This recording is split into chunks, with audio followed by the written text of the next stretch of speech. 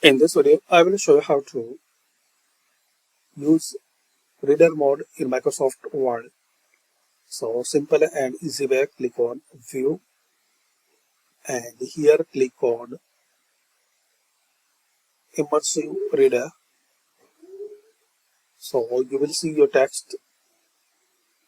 Here are some options like column width, very narrow, narrow, or moderate and wide.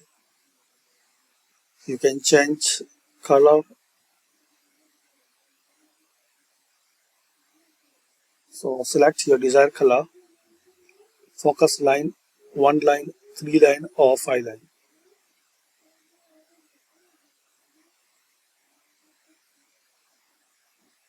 You can change text spacing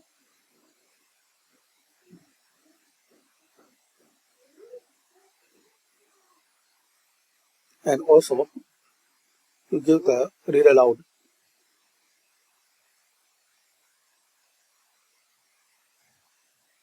And once you're done, click on close. So this is the way guys you can use Immersive Reader in Microsoft Word document. Thanks for watching.